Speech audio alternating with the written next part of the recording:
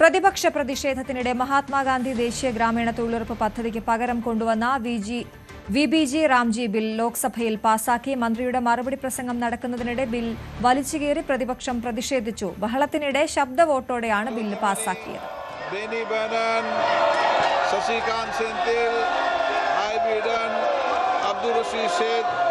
इकरा चौधरी इन सभी मान्य सदस्यों ने विभिन्न खंडों पर अपने अपने संशोधन दिए हैं। अगर वे प्रस्तुत करना चाहते हैं तो अपनी सीट पर चला जाए, अन्यथा मैं सभी खंडों को एक साथ ले रहा हूं। विधेयक पर विचार करने तो प्रस्ताव स्वीकृत किया जाए।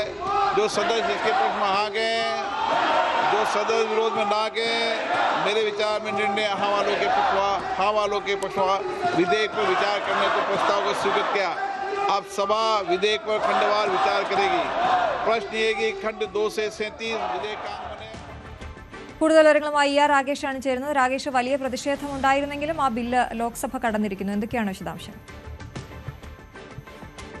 അശ്വതി, വിബിജി റാംജി ബിൽ ഇപ്പോൾ ലോക്സഭ കടന്നിരിക്കുകയാണ്. ഇന്ന് 12 മണിക്ക് ശിവരാജ് സിംഗ് ചൗഹാൻ മറുപടി പറയാൻ എഴുന്നേറ്റപ്പോൾ തന്നെ KC വേണുഗോപാൽ ഇടപെടുകയും ഈ ബില്ല് ചർച്ച നീട്ടിവെക്കണം, പ്രത്യേകിച്ച് സ്റ്റാൻഡിംഗ് കമ്മിറ്റിക്ക് വിടണം എന്ന ആവശ്യം മുന്നോട്ട് വയ്ക്കുകയും ചെയ്തു.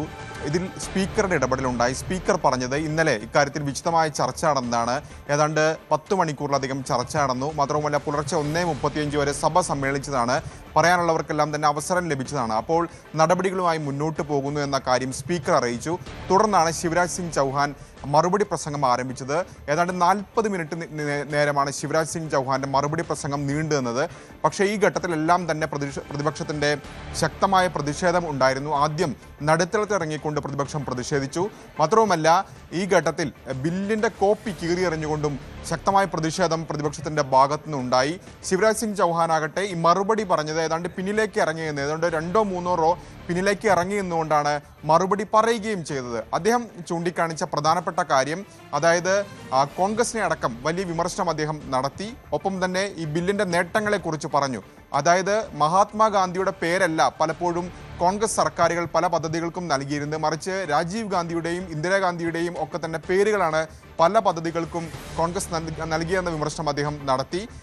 മോദി സർക്കാരിൻ്റെ വിവിധ പദ്ധതികളിലൂടെ മഹാത്മാഗാന്ധി ഇപ്പോഴും ജീവിക്കുന്നു എന്നുകൂടി അദ്ദേഹം പറഞ്ഞു വെക്കുകയുണ്ടായി. കൂടാതെ ബില്ലിൻ്റെ നേട്ടങ്ങളെക്കുറിച്ചും പറഞ്ഞു. ഏതായാലും പ്രതിപക്ഷം ശക്തമായ പ്രതിഷേധം തുടരുകയായിരുന്നു. തുടർന്ന് ശബ്ദ വോട്ടോടുകൂടിയാണ് ഇപ്പോൾ ഏതായാലും ലോക്സഭ ഈ ബില്ല് കടന്നിരിക്കുന്നത്. അശ്വതി, രാകേഷാണ് വിവരങ്ങൾ നൽകിയത്.